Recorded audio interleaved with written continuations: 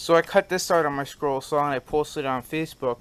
We need a cure, help us fight Parkinson's disease. And my grandma wanted it and I'm giving it to her. And I posted it on Facebook, and one guy, he's a pretty big fan of mine, friends with him on Facebook.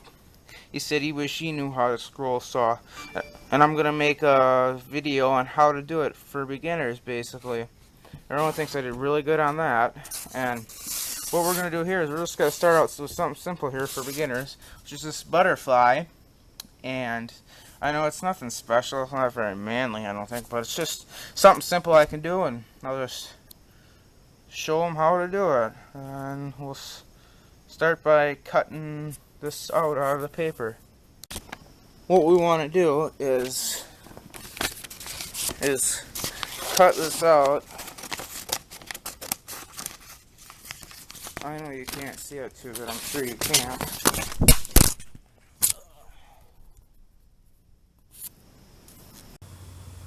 Now the first thing you're going to want to do here is you're going to want to cut out the template. I already have some of it cut out.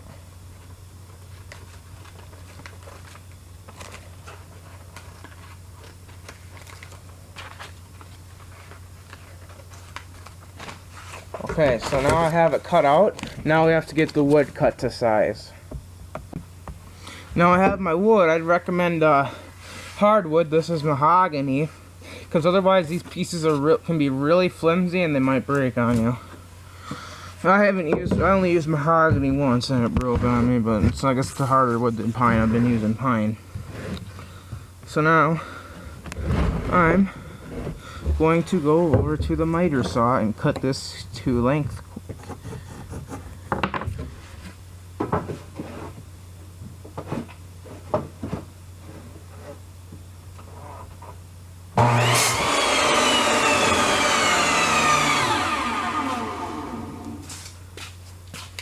Now we have the piece of wood cut out, and to attach my cutting template, I like to use rubber cement or glue stick. I like the rubber cement, they don't always hold on too good, but it's easier to peel off. Glue stick is harder to get off. Okay, now I'm going to want to apply the rubber cement onto the back of the template. Sorry about the angles, I'm using my computer because I broke my mom's camera. Basically, it's less editing I have to do when I'm recording it on my computer. Now I'm going to stick the template on.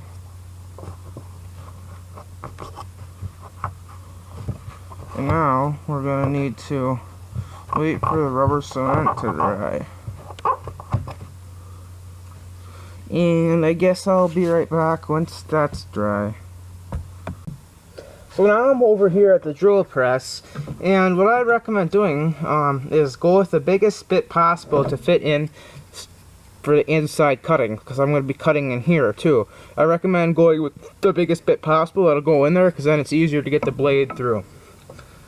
With these ones here, I'm going to have to go smaller, but with these, I'm going bigger. Go with as big of a bit as possible, because then it's easier to get the blade in. I'm going to drill these now.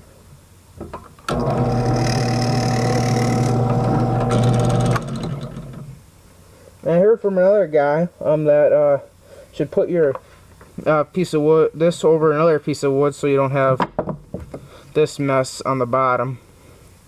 But yeah, that's fine with me. I'll get drilling some more.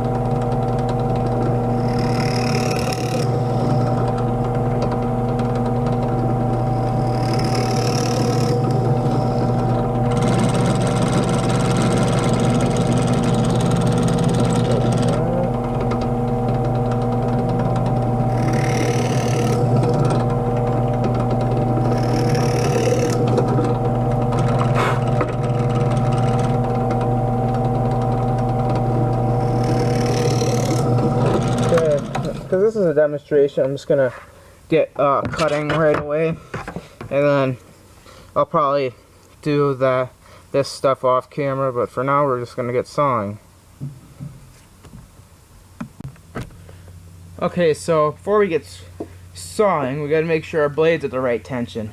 I never really knew much about that, but I learned it yesterday. If it's something like that, maybe, I think mine could be a little looser. Looser than that. Probably something like that's probably good tension according to the video I saw last night. But then next, make sure you have all your safety gear. My blade looks pretty curl. I haven't really bothered with making sure it's 90 degrees, but probably should. The next thing I gotta do is I gotta get my safety gear on, and then we'll get sawing. Okay, I got my face shield on. I'm wearing the face shield because otherwise my safety glasses are just gonna fog up on me immediately. But you probably should have your guard down. The reason I don't is because I can't see with it on too good. I see it better with it up. And there's this other thing, it's like a guide. That should be on there, but I took that off because it keeps falling off. But I'd recommend using it. But I just have mine up so I can see it better. I just can't see it as good with the blade guard down. I know I should, but I just see everything a lot better with it up. Make sure you keep your fingers a safe distance away from a blade. So now let's go. You gotta follow the line. Take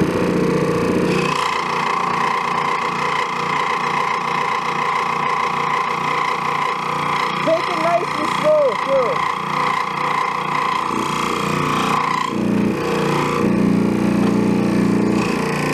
And make relief cuts every once in a while too.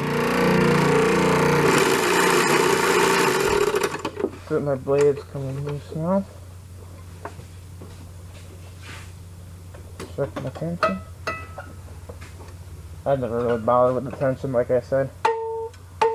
That's good there. Like I said, now make relief cuts every once in a while, which is what I'm about to do. Make it less material on the outside that you have to worry about. Okay, that's gonna go on the file.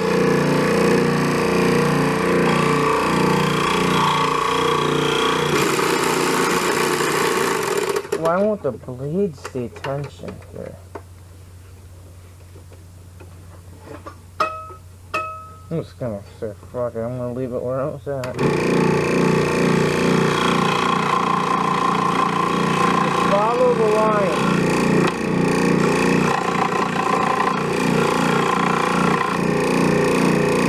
You can blow off the sawdust every once in a while too, that helps.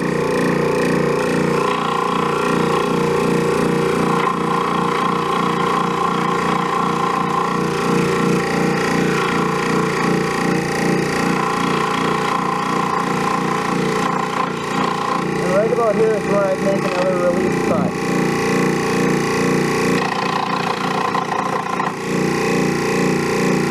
About like that. Then make another one before I go back into it.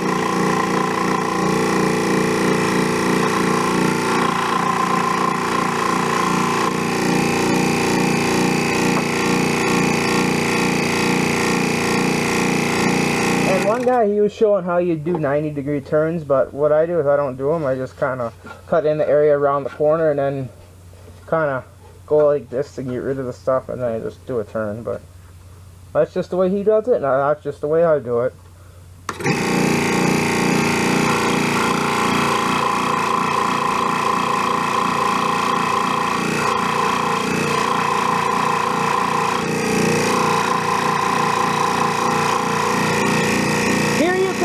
Turn, I think. Some people might like to do a relief cut, but I'm just doing a turn this time. But now I got that strap out, now I gotta make the turn.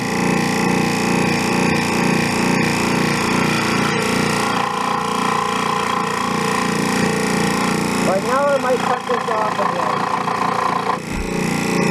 To make it easier.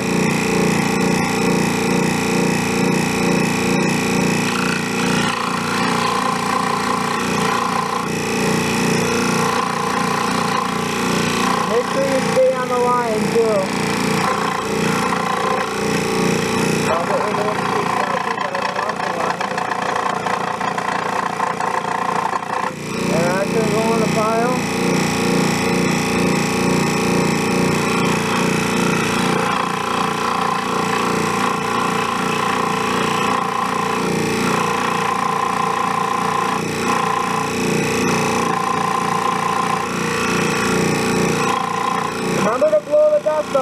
once in a while.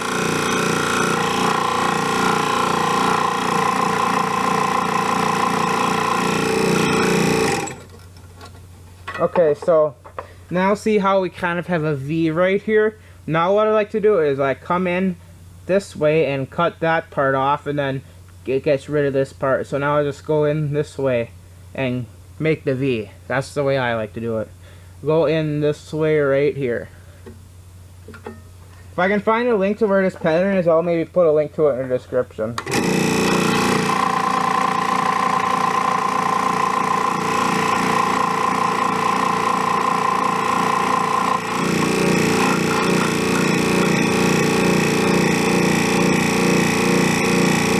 Now I'm going to do the same thing for this corner right here. I'm going to do the same thing. I'll do the turn after I get the V part cut out. I'll do that turn right here.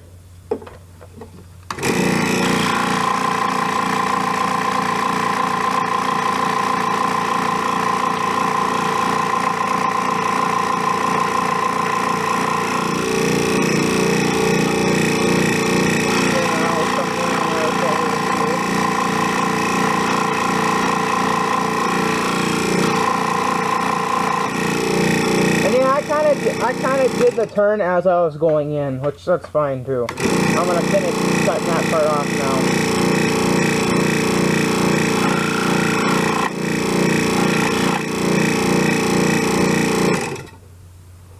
See there, now that part's cut out. Now I gotta go around the outside. And I'll be back after I go around the outside and I come into here, and then I'll kind of show you what to do there. So if you see the situation I'm in, cut into this corner here where it makes a V, and instead of going back, I can just cut this part off and get rid of it. So now we're at this top part here. What I'm going to do is I'm going to cut this curve into right here. I'm going to do the same there, and then what I'll probably do is I'll make a relief cut through the middle here, and then I'll probably do a cut through here to kind of, you know what I mean.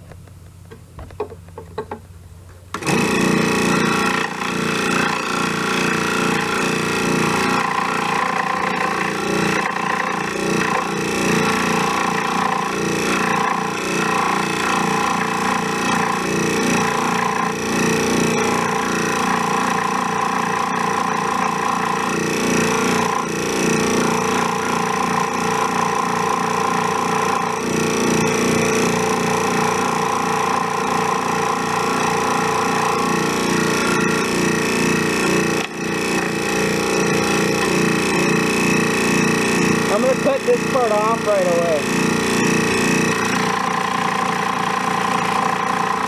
And I'm going to cut the head part out too.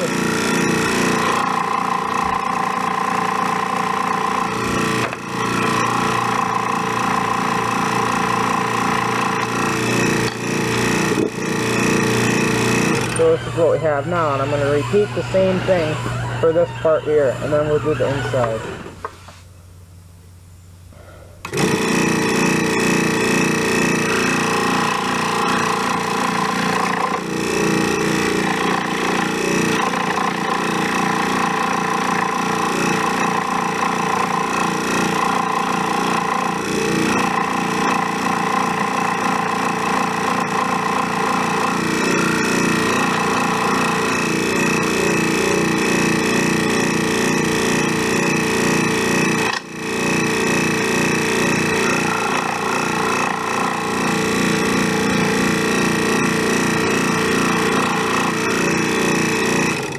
So now we have the shape of the butterfly cut out, but now what we want to do is we want to take the blade out and put it through one of these holes. And we're going to want to kind of do the same thing, but be careful of the fact that you're cutting on the inside. I don't know if I'll do all of it inside on camera. I'll just show you basically cutting on the inside, and here you're just going to want to drill a smaller hole. So now I need to loosen the tension on it. There's a lever on the back over here, and now we want to take the blade out. And I'd recommend using a finer blade on the inside, but I ended up snapping all my fine blades, so I don't really have a choice. So I'm just gonna put this inside through the hole. Get the blade on there with the pins on and tension it again and make sure it's tensioned good. Needs to be loosened a little bit. Well, I guess you can't really tell when it's in like that. But I never really tensioned it, really. Well, yeah, I tensioned it to get it on tight, but I never really did that test.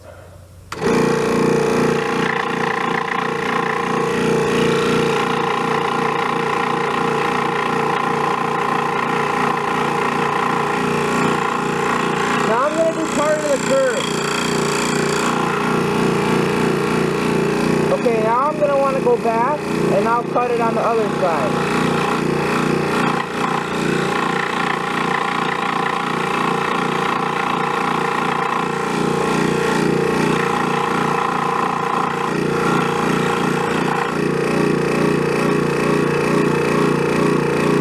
Okay, now what or it just slides out like that too. Now I'm going to want to cut out kind of where I didn't get here.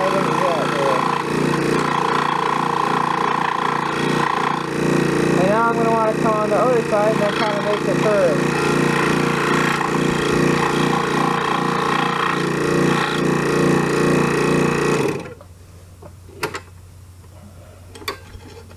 But there we have the first hole cut out, and that's it for now. I'll show you the finished product when I'm done. So after you have your piece cut out, you're gonna want to peel the cutting template off, and if you use rubber cement, it should just peel right off pretty easily. Not always in one piece like that, but it'll usually pull off pretty easily. Peel off, I should say.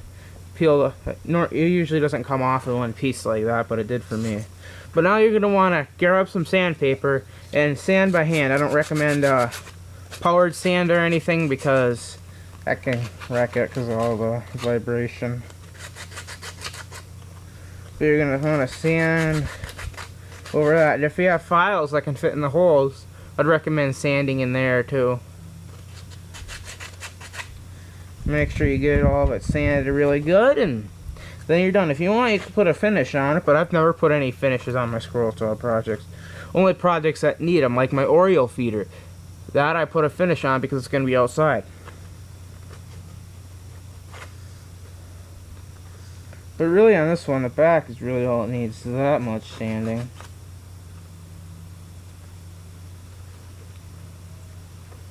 But yeah, it's pretty nice. Doesn't need that much sanding. But yeah, sand it if you want to. You probably should, but this one doesn't need that much sanding.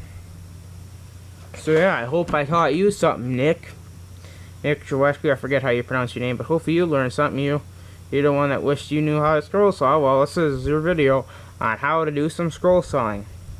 I hope not just Nick, but all of you enjoyed and learned something, and we'll see you guys later.